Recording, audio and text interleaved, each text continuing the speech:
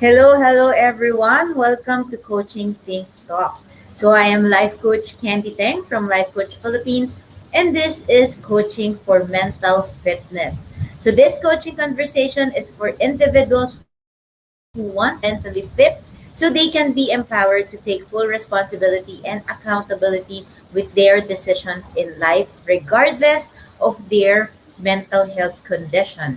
And my mission is to empower 1 million individuals to become mentally fit so they can courageously journey outside of their comfortable lifestyle towards towards the recovery of their broken name, broken identity, and broken dreams so that they can design and truly live a life of responsibility or a life of stewardship. So thank you for joining me live today, and please leave your digital footprints by letting us know where you are coming from today. So please do tag a friend and circulate this video to help us reach more individuals who might be in need of what I'll be sharing for this session.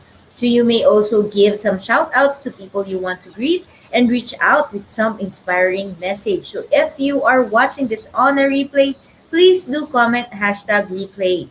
So I am streaming via FB page of Life Coach Philippines and YouTube channel Coach AI-Connect.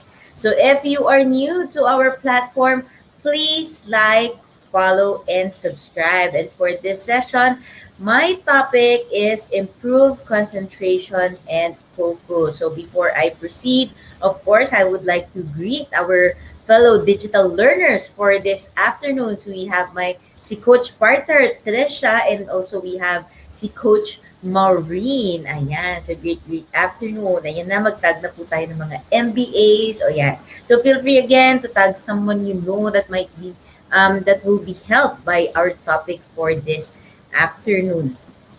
Okay? So, ayan. So, if you look at concentration and focus, what comes to your mind? Ayan. So, are they the same? Or are they different? And if they are the same, no, what's your definition with concentration and focus? And if they are different, then what can you say is the difference between concentration and focus? So feel free to type in the comment below. Feel free to express your thoughts. Feel free to engage. Remember that this is a very, very safe space for you. It's a safe and mental and emotional space. Okay. So in case you're meeting me for the first time, so my name is Coach Candee Teng from Life Coach Philippines. I am a professional CACC or actively co-create life coach and a certified mental health coach from Life Coach Philippines with a coaching focus on healing and recovery through mental fitness. So I am also a master builder apprentice of Master Coach A, and we build tribe as we help your unstoppable dream to come true. And of course, I am a proud scholar of Master Coach A's public speaker career training program, 6 step to six figure speaking career training program. And of course, I am the owner and founder of When Comfort is Not Too Comfortable coaching community. So you can either be comfortable with pain or pained with comfort. So life offers rewards and lessons for every choices that you make. So how can comfort become something that is not too comfortable? Because if you are in a comfortable space, when you are living in a comfortable lifestyle, even you also have your own mental comforts, no? And oftentimes they say that growth happens and life begins outside of your comfort zone. So naturally, you feel pained with comfort when you know deep in your heart that you are meant to do something, that you are meant to be greater than who you are now, but you limit yourself within your comfort simply because it's more comfortable. And of course, the outside is unknown, it presents risk, it presents challenges. Of course, there are fears that will be involved. So instead of facing this, instead of growing, you choose to remain in your comfort, but you know deep in your mind, deep in your heart, that that comfort is no longer your space. That's why eventually you get pained with it. And for some who grew up in a space that is filled with pain, no, comfort as well has become their pain, and transitioning and journeying outside of that comfortable lifestyle of pain is something that is very new, is something that is as well scary for them. So this is the purpose of my tribe. So we help individuals to become mentally fit to heal and recover from their broken identity, broken name, and broken dreams, so that they can courageously journey outside of their comfortable lifestyle to live responsibly. And of course, I am a proud, syempre sobrang proud ko dito. I am a very, very proud um, coachee of Master Coach A. So Master Coach A is my personal life coach. She is as well my business coach. She is as well the tribe, no, the master coach of the tribe. So I am under her as well, like here, no, in MBA, and I've been attending and availing all of her programs. So ganun po ako ka-super fan ni Master Coach A. And our journey has been a very, very beautiful journey. It is not a smooth journey, rather, but it's more filled with roller coaster, bumpy rides. Alam mo yung may mga lubak, minsan may mga bangin, may mga cliff there, because there are decisions in life that if my coach is not working with me, I wouldn't really decide and do things on my own. So I'm working with Master Coach A. We have been working in terms of my mental wellness and my mental fitness. So for those who don't know, I am also a mental wellness advocate. Okay, so I used to be clinically diagnosed with multiple mental illnesses. So I had ADHD, I was bipolar, I have postpartum depression, I have PTSD, post traumatic stress disorder, I was sexually molested and I was raped, I have dissociative identity disorder, or DID, or what others may call, no, multiple personality. So I have six known personalities, and also I have eating disorder. That's why this is coaching for mental fitness, because regardless of your mental health conditions, even if you are one, no, who is a sufferer like me, know that you can still live life responsibly, that you can still live life beautifully, that there is hope, that there is dreams, that I'm sure whatever your mental health condition is, there are dreams that you want to achieve, and a life coach, a mental health coach can journey with you. And that has been my journey with Master Coach A, and that's the way I am journeying as well with my clients and the people, of course, who reaches out to me. Hello, Coach Lee na nasa YouTube. Ayan. Okay. Now, if you wish to connect with me, this is my Facebook page, Life Coach Candee. And of course, talking about the tribe, no, that I introduced earlier. So this is my coaching tribe when comfort is not too comfortable coaching community. So feel free to join. But as join, I encourage you, of course, to answer the membership questions for your membership to be approved. And of course, if you want to drop me some notes, you want to ask me questions, and you want to send me some notes, of course, feel free to connect with my personal account, Candy Teng. So that's my current, that's really really my current, no, ATM then at the moment, that profile. So if you see my name with a different face, or my face with a different name, or same account pero iba yung nakalabas, no, ibig sabihin it's my name, it's my face, but it's a different picture, it's a different layout, then that is not me. I only have this account. Okay. So pag may nagtatanong bakit ko kailangan sabihin, yes, because may kumakalat pong ganon. Okay.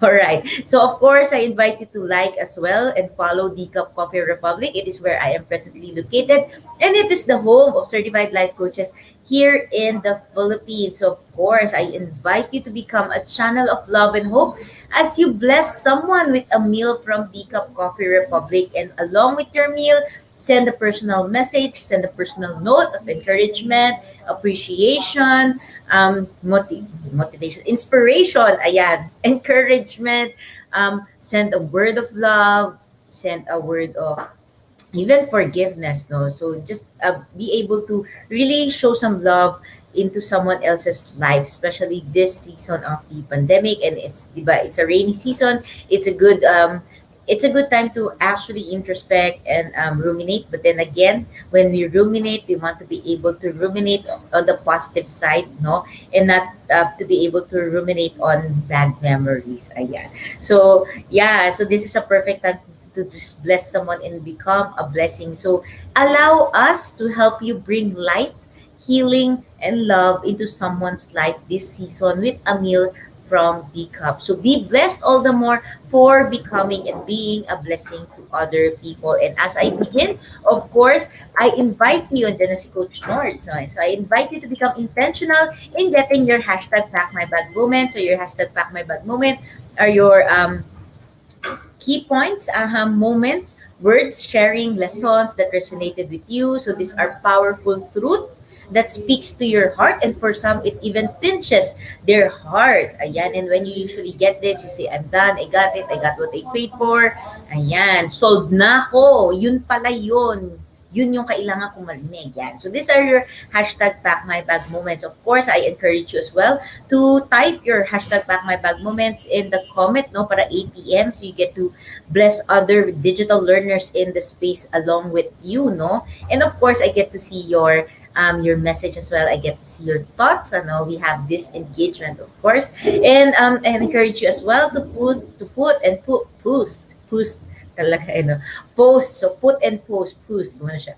To post your hashtag back my bag moment on your timeline so you get to bless other people, especially for those who needs to see and hear your aha moments, because unknowingly, no, there are people who sees our timeline, and when they see your hashtag back my bag moment, they become blessed and share that learning with you as well, of course. And you want to put the context so people will know where your hashtag back my bag moment comes from. You can put hashtag coaching Philippines. So before I proceed with concentration and focus, hello Coach Marife, magandang at maulang afternoon.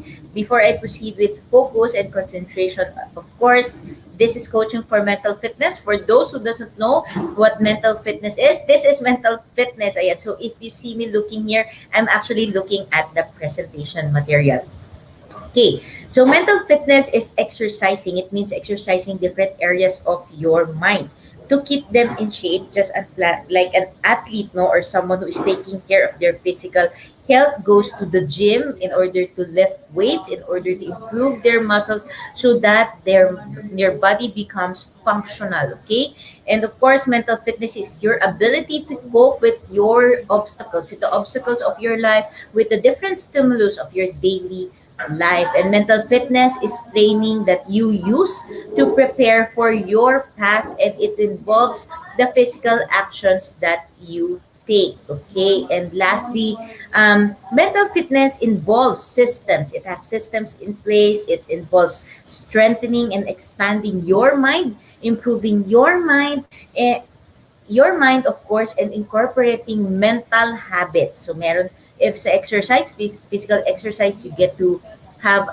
physical habits, no, you have routines in order for you to work out. It's the same with your mind. You also have mental habits. So when you do this, you get to significantly improve, of course, your chance to success, because of course yung brain natin, yan ang magpapath natin sa success. You want to be able to make sure you keep your mind healthy, you keep your mind fit in order for you to be able to journey towards success in your lives. Ayan, sabi nga ni Coach Nords, mental fitness matters. Saan ka na? Ayan na si Mayor. Okay, so again, I would like to ask you for focus versus concentration. Ayan. So what comes to your mind? Is focus and concentration the same? Because for some, no, they just interchangeably use this. So is this the same to you, or is this different? Now, if it is different, what do you think is the difference of focus and concentration? So again, go ahead and share with me your thoughts, or if ano lang, gusto mo lang sa akin i-share kung ano yung napansin mo dito sa picture, no? What you notice about this picture, then feel free to just type in and share your thoughts, no? Share your thoughts. I would really love to do that, because I really actually love the magnet of the concentration, no? Namamagnet. May namamagnet siya If you're concentrated, you get to magnet something. Ayan. So, I'll be waiting for your thoughts in terms of focus and concentration, no? So just give your thoughts. Remember that this is a very, very safe space. O yes, si Coach Lee sabi niya, focus versus concentration. So again, feel free to share with me your thoughts. So I think nagre-reflect yung screen no sa eyeglass ko. So just bear with me. Okay. So, ayan. So, if you see this picture, what is this to you? Does this represent focus or concentration? Yeah. I really selected the picture of this girl kasi usually ganyan ako. I really find myself like that. Nakaganyan ako. But I don't really bite my bite my nails, but it's more of nakaganon ako. Tas, nakatitigla ako ng ganyan. So what is this? Is this concentration or is this focus?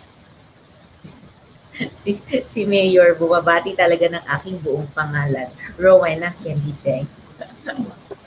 Ayan, again, if you see this picture, what is this for you? Is this focus or concentration? Ayan, so sabi ni Coach Nords, number one is photo. Number one na nakita niya sa photo is concentration. Ayan. So, ano naman yung number two? Si Coach Nords. Ayan. So, again, feel free to share with me. I'll be waiting. So, I'm really excited for this topic because doing this topic gave me so many aha moments because like I shared though before, I was clinically diagnosed with multiple mental illness and one of my illness is actually ADHD. Attention deficit hyperactivity disorder. So I can't really get to sit and focus or concentrate in one area. Kailangan may ginagawa-gawa talaga ako. Tumatayo-tayo ko. I couldn't find myself just sitting for long hours. It is very mentally straining to me and physically straining as well kasi may back problems ako. Ayan. So, shinare ko na lang yun. So, I share that. So, ayan. So, ayan. Number two, focus with concentration. Ayan. Nakakatuwa si Coach Nords. Ayan. Sige, ano yung meaning mo ng focus with concentration? So, if you have any thoughts na Coach Nords, just share with me. Ayan. So, this picture actually represents concentration. Ayan. Concentration, di ba? Parang, if you can relate with me, no? Hashtag relate ka lang. Na if you want to do something, like if you want to post something on Facebook, let's say it's an authority post, it's something, it's a content. Let's say it's content, you're structuring an email, you're doing a presentation material, oftentimes you find yourself, di ba, focusing ka talagang nakaganon ka, tapos talaga, di ba, brain, let's go, brain, come on, let's go, ganyan. Let's bring some content, mag-function ka, di ba, pinapa-function natin yung brain natin. So oftentimes, that's actually concentration. So concentration actually refers to the mental effort you direct towards whatever you're working on or learning at the moment. So whatever you're working on, concentration, may mental effort siya. Umi-effort ka talaga na nandun ka sa whatever na ginagawa mo. So pwede din siyang kahit kumakain ka, you're doing a mental effort, di ba? Ewan ko kung ano iniisip mo, di ba, when you're eating for you to really exert mental effort, but it is still possible. I think if you were into something na like cutting your food, no, or sa cutting your food na naka-equal strip siya, syempre kailangan mo ng concentration doon. Ayan, so ewan ko pag mini-measure mo pa talaga siya, di ba? But yes, it is possible. So concentration is sometimes confused with attention span, but attention span actually refers to the length of time you can concentrate on something. So these are two different things. So just in case gusto niyo siyang malaman, magkaiba po si concentration and si attention span. So the amount of and if you look into dictionary, no, the meaning of concentration is actually the amount of a component in a given area or volume. Di ba yung mga concentrated, mga juice, like the guayabano juice here, we have this fully concentrated na natural siya. Talagang fully concentrated na materials. If you are into skincare, di ba, nakalagay doon na yung concentration ng particular substance, okay? So when you talk about this in terms of doing something, it means nandoon talaga yung component of your mental effort. So when you talk about concentration as well, it is rich, mayaman, rich in respect to a particular or essential element, ayan, so less dilute siya. So it's the same when you talk about you being concentrated in whatever you do. It is less diluted and nandoon talaga yung concentration mo. And when you talk about concentration, it's usually intense or intensive. Yun yung mga makikita mo na definition nila sa dictionary. Now, if that is concentration, then ano naman sa tingin ko nyo kaya yung focus? Hello, Coach Winnie! Ayan, magandang afternoon. Ayan, so sabi ni Coach Marife, concentration is of the moment. Yes, you got it, Coach Marife. Concentration involves you being in the present moment. Because if you're not in the present moment, it will be difficult for you to concentrate and wala ka na doon. Wala na yung element of concentration if you are not in the present moment. Ayan. So, sabi ni Coach Nords, concentration, focus on mental effort. Yes. So, focus can be done long term. Ayan. Very interesting, di ba? Napaisip kayo. Kasi usually, we often just hear concentration and focus. But we are not that aware if ano ba yung difference nila and how do you actually use this. So, this is the beauty of this topic talaga this afternoon. Now, this is a perfect picture of focus. Ganda, di ba? I really love this kasi pag titingnan mo yung picture niya, if you see the picture, of course, it's green, it's something relaxing. But you can see, di ba, nakahawak siya sa lens. So, the focus is actually the middle. Yung middle. And pag nakafocus ka, di ba, kitang-kita mo yung kotse. Even the minute details, you can clearly see it because nakafocus. And if you look at this, yung focus, it's madaming distraction, but nakafocus ka lang sa isa, nakatingin ka lang dun sa isa. Ayan. So oftentimes we see our mind wandering, and many people of course find it hard to stay focused even on a good day. So malamang pag difficult day, mahirap, it's more challenging to focus. Even on a good day, it's actually challenging to focus as well. So this is actually the difference of focus and concentration, because in focus, it doesn't necessarily mean that you are concentrating. And when you are concentrating naman, it doesn't mean that you can sustain the focus. So this is very important. So later on, I will be sharing with you ano ba talaga yung importance nila, okay? So focus is a center of activity, kaya nga naka-focal siya, di ba? Center of activity, of attraction or attention, and the focus of a meeting. Depende kung ano, di ba? Usually pag may subject kayo, meron kayong focus topic. So doon nagre-revolve everything around it. So focus is just the center of activity, or a point of concentration. So pag tinignan mo siya, ito yung sa dictionary, a point of concentration. Meaning, it is a point where you will be putting your concentration. But it doesn't necessarily mean that if nakafocus ka, may concentration ka. It is just a point where you can begin concentrating, or you can concentrate on. Ayan. So please share with me if it's becoming clear to you, and if you have any questions, just feel free to type it in the comment below. So focus as well means emphasis on something. And the beautiful thing here, this is perfect because you can see there's a path, because focus is essential for direction. Yan. Focus is very, very essential for direction. That's why we always say na focus is important, because kailangan when you focus, you know where you're going. So ito talaga yung importance ng focus. Sabi ni Coach ni Coach Nords, concentration in the moment, focus long term. Ayan. Coach Marife, trigger si focus to concentrate. Yes. Ang ganda, di ba? And the beautiful thing here, I don't know if you did this experiment. Sino dito yung gumawa ng experiment dito nung bata kayo? Sa school, either in school or or ikaw lang, naglaro ka, na curious ka, and you just wanted to try this out, di ba? Yung sun, tatapat mo, tapos may, you have this magnifying glass and then a paper, and then you will focus the ray of sun, di ba? doon sa paper. So who has done this experiment? So this is a very, very good picture of what focus and concentration is all about. Ayan, so kung sino mga nakagawa ng experiment na to, go ahead and share it with me. And ano yung experience mo with this experiment? What is your experience no with this experiment? So I'll just put my plug my charger in. Okay, ayan. Si Coach Marifes, sabi niya, I saw a classmate did this during elementary. Yes, usually elementary kasi ito ginagawa. Ayan. So the process here is that a magnifying glass actually can burn a piece of paper when the rays of the sun are focused in one point. Pag nakafocus siya, hindi gumagalaw. Saka magbe-burn yung piece of paper. So the fire could only be ignited when the sun's rays are concentrated on a small point. So when the magnifying glass is moved too far away or too close in the paper, the rays will not be focused enough and nothing will happen.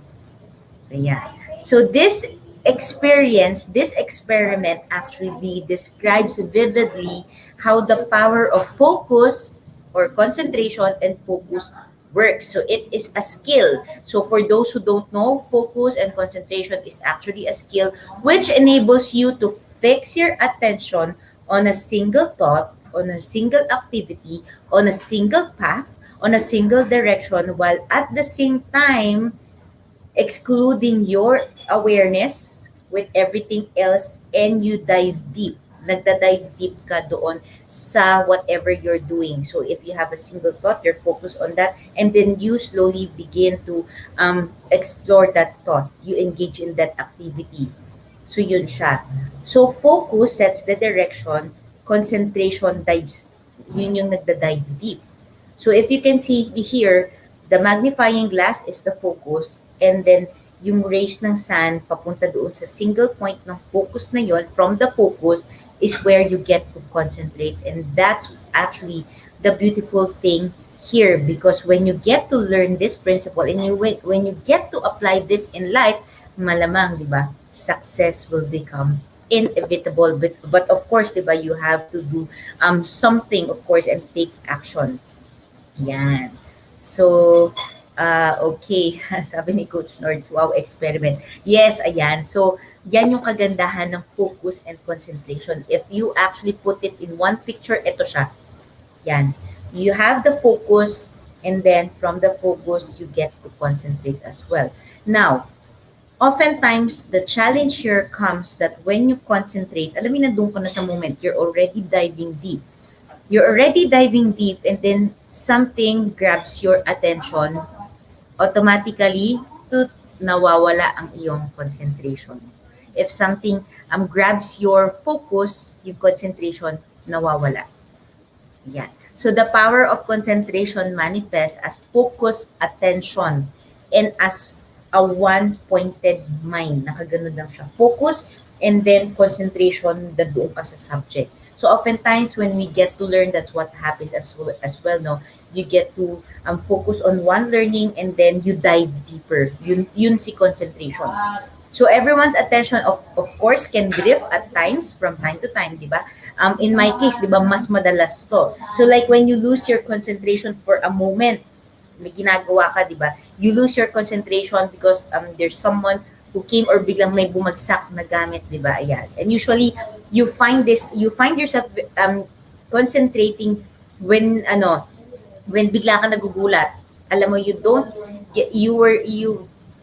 don't get to become mindful na sobrang in-depth ka na sa ginagawa mo, na nandun ka lang talaga at that moment, in the present moment, and you're just concentrating, and then suddenly bigla kang kinalapit, di ba, nagugulat ka, parang ay, gumaganon ka, o ganon, ay, yeah. So usually that's what you call focus and concentration. And many people actually shrug these lapses of focus as di ba, may sabi nila senior moments, tumatanda, humihina ang utak, and there's so much that they say. But they might be actually related to vulnerable brain processes called executive function. So your ability to concentrate and focus is actually a brain function, an executive brain function. So your brain's executive function. So this is according to Joel Salinas. So he is a neurologist at Harvard, no, Massachusetts. So your brain's executive function helps you plan, make decisions, and of course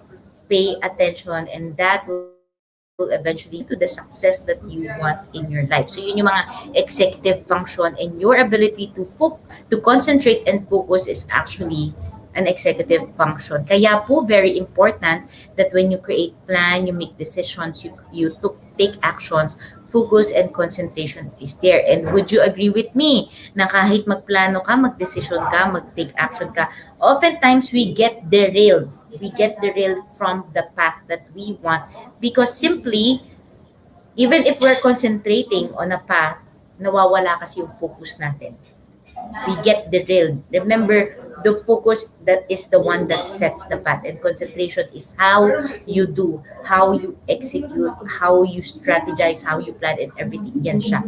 So everyone's brain, of course, is wired and programmed differently. And some people, of course, like I said, struggle with attention more than others. So concentration and focus is a part of attention. Okay.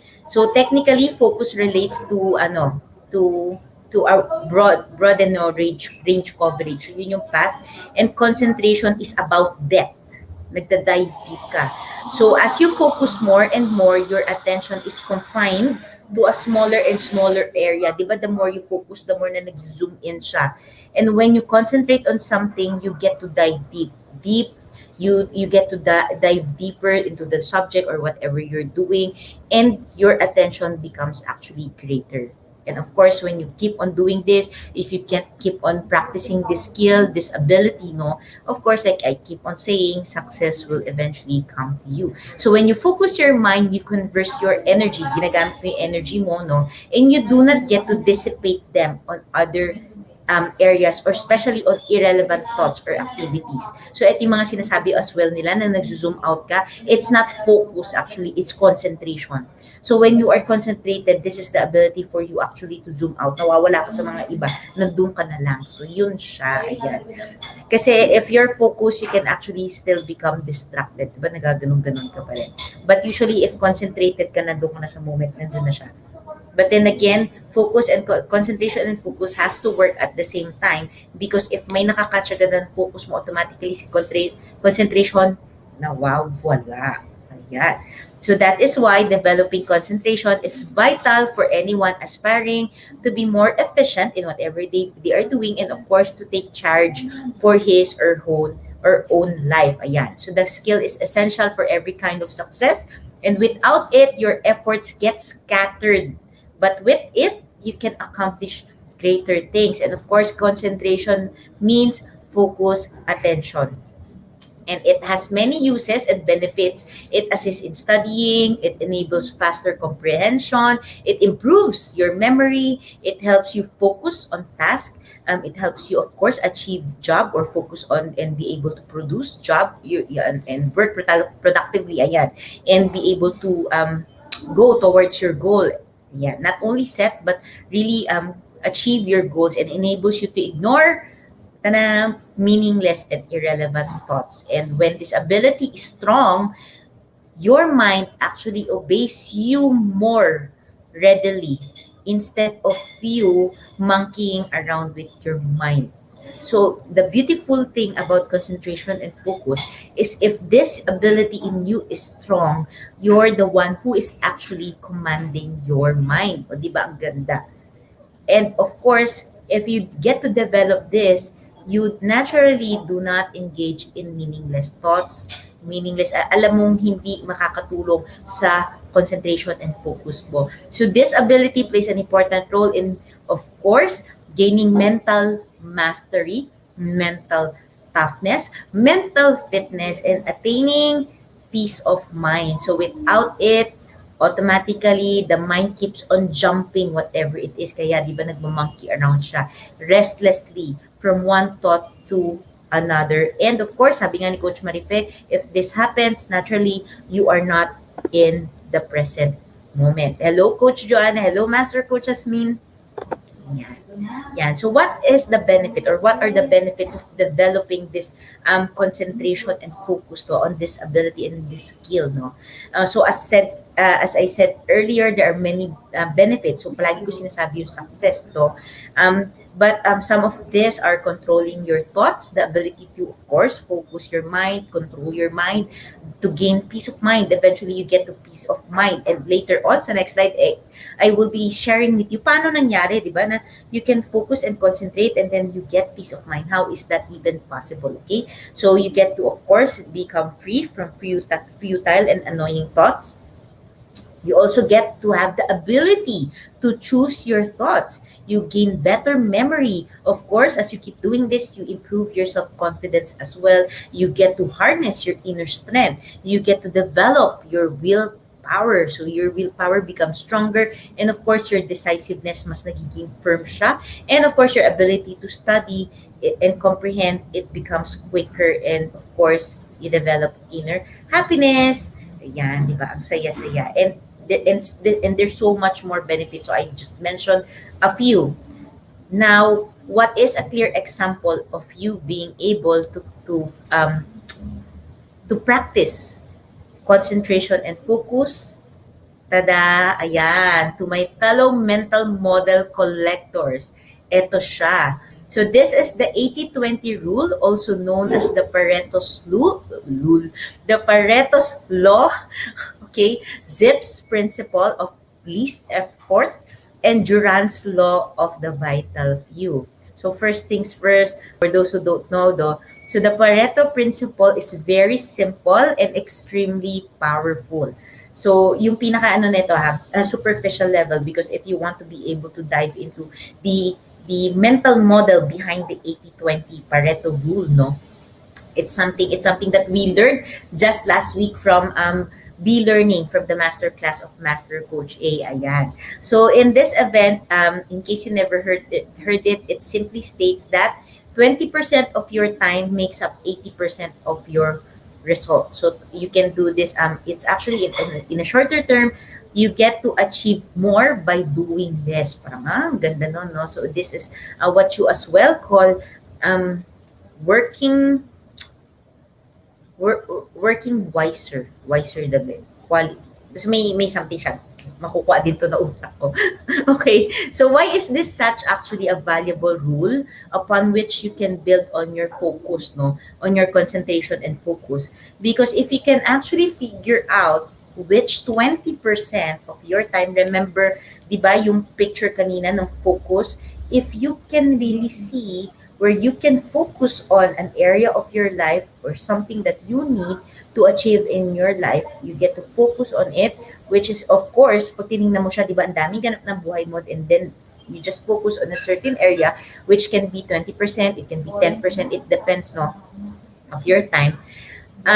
When you get to focus on that, it actually drives at least 80% of your results. So depende yan, pwede yan mag-over ng 100, but I won't be discussing that here, no, kasi it's a deeper, because it's a mental model, it's a rule, no.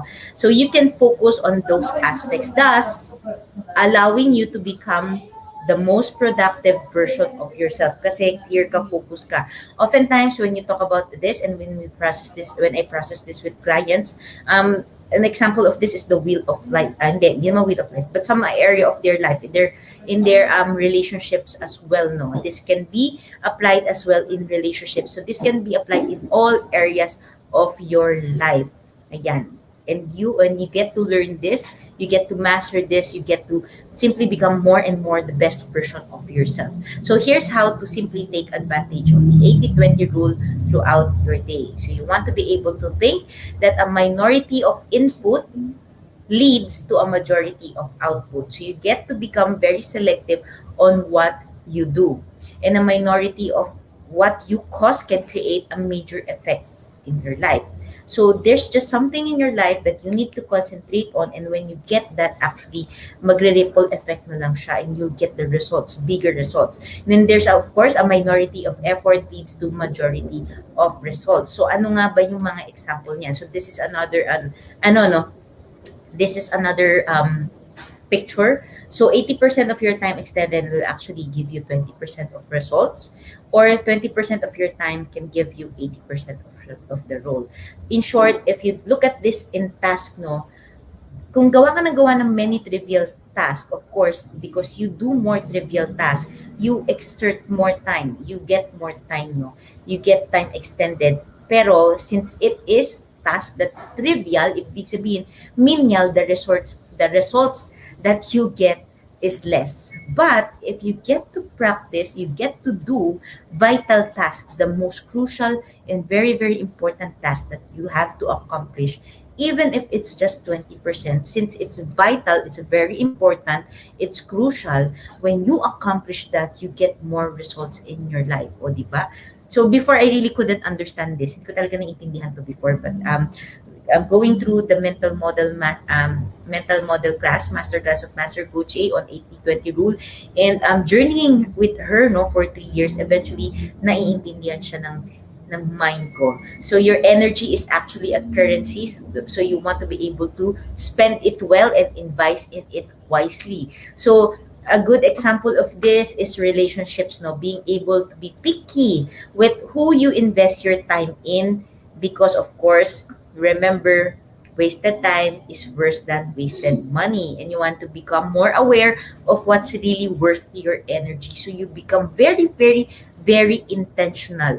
So a minority of your to-do list items actually creates the majority of your daily productivity. Again, you want to be able to get what is crucial, ano talaga importante, ano yung kailangan. Ayan. Minority, of course, of the relationships that you surround yourself with gives you the majority of love and connection. So I can really, this is very this manifests clearly, no, within my life, because before, I really have a wide range of circle of friends. But when I got into life coaching and I really got to nilinis ko, actually, I cleaned up my space, no. I sweat, nag-clean ako. It's part of the coaching ni Master Coaching, because of course, not every relationship is conducive to your mental health. Not everyone understands what you want to achieve in life. Of course, if you are focused on achieving something, you want to really concentrate something on it, you want to get people around your space who can respect that. So of course, yung mga hindi, tatabihin na natin yan. Tinabi ko siya, ayan, tinabi ko siya. Yeah, linis-linis ako.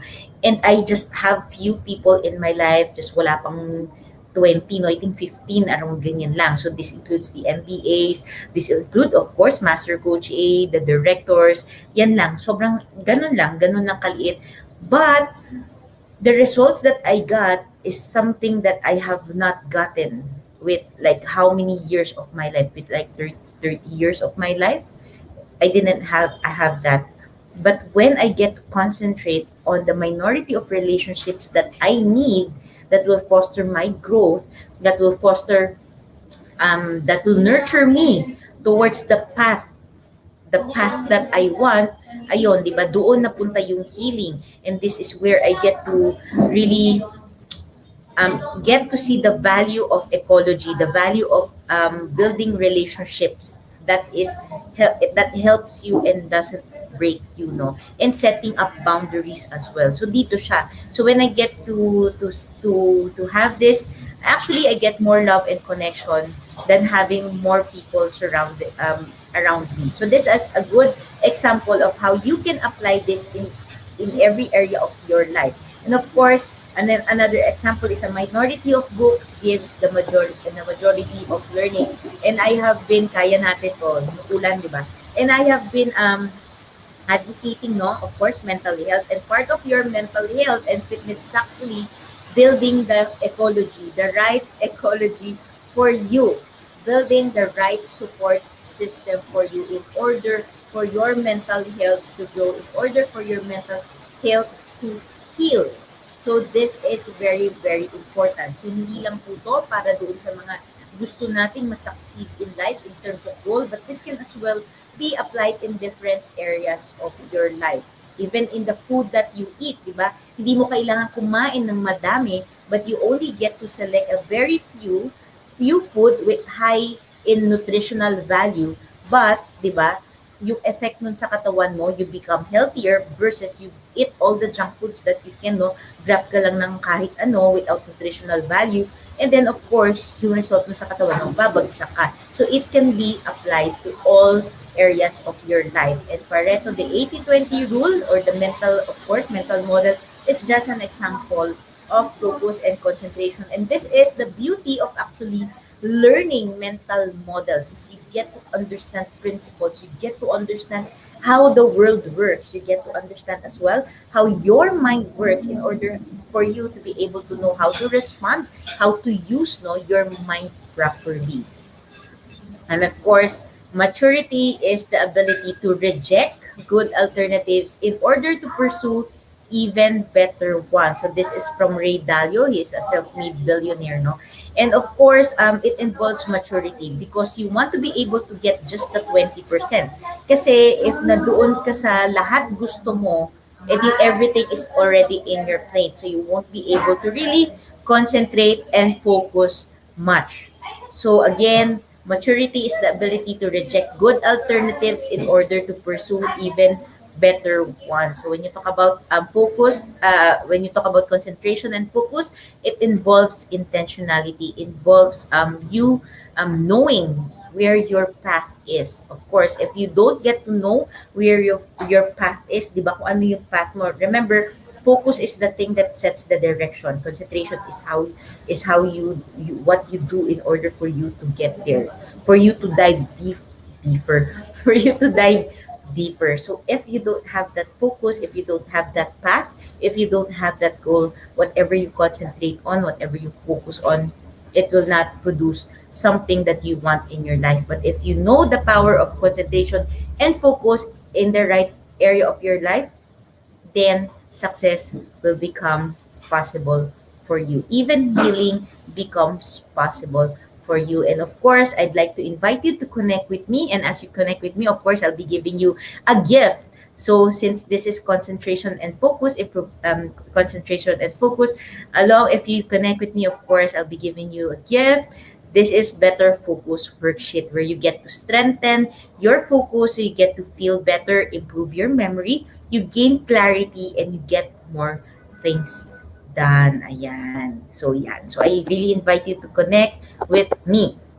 And of course, COVID-19 is like a 10-year fast forward, no, button for the majority trends of the world. So this is by Sam Altman. This is a quote, no. And more people are now actually working from home, and many are learning online. So they see the growth of e-commerce and deliveries. It is unprecedented, and but of course, job loss is massive, and it is not only due to automation, but as an economic impact of the pandemic. So the economic impact of the coronavirus continues, and it is actually hitting every sectors in our society. And one impact that is up close and very personal to almost everyone, diba, across the board, across the all domains, is actually the domain of mental health. So how prepared are you? So with this, I am inviting you to join me tomorrow. So this is, I run this every Saturdays here at Decaf Coffee Republic.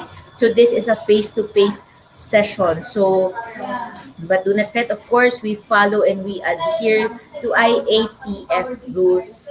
Okay? So for you to be able to join me, I invite you to reserve your seat, reserve your slot with Coach Rizal at 0917-586-1661. So this is 4 p.m. This is coaching for mental preparedness. So this is very, very crucial and very vital, especially now in this season of pandemic, is how to mentally prepare you so that whenever challenges, especially the third and fourth order impact of the COVID comes, you will know how to respond positively. You will know how to respond in a way that is not detrimental to your mental health, but conducive to your mental health. And of course, as I end this conversation, of course, let me invite you to be part of what we are doing as an organization of professional life coaches. So if you are not yet a smart holder of Be Learning e-card, so let me invite you to personally to become a mental model collector like us.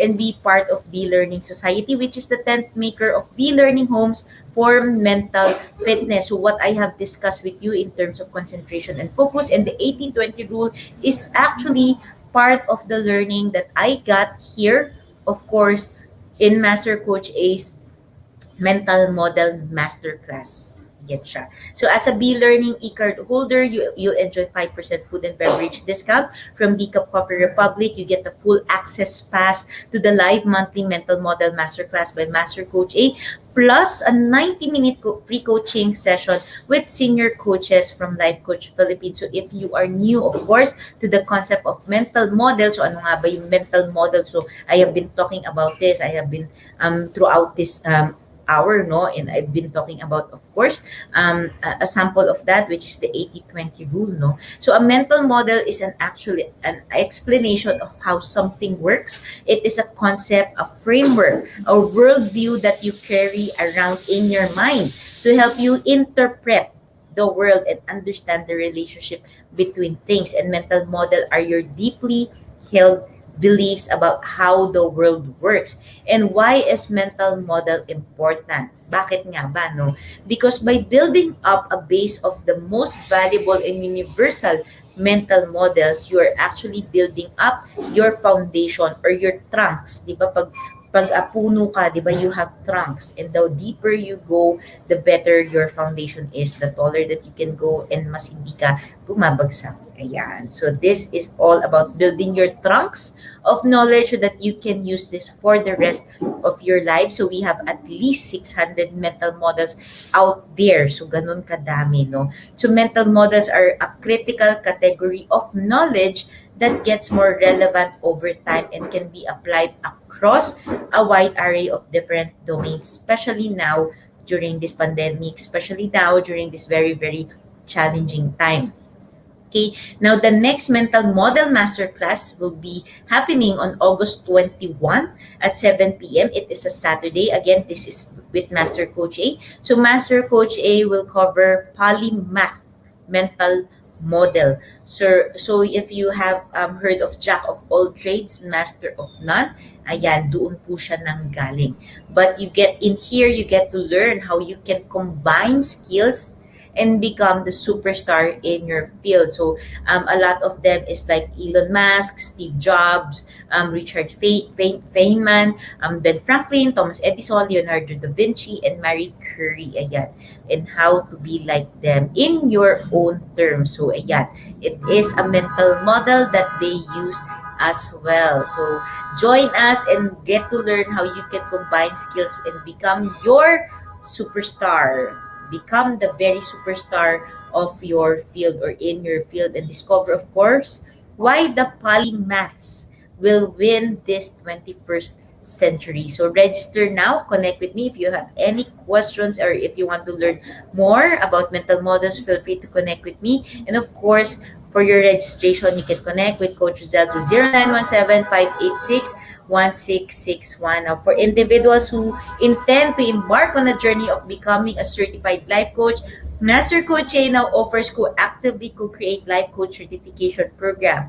So this is a comprehensive approach to learning and mastering life coaching as an active process of creating a new path to achieving results in life so that success is inevitable in every coaching relationship. So this includes a 21-day web-based learning, a 3-day live coaching bootcamp with Master Coach A, and a 3-day live business bootcamp with senior coaching team.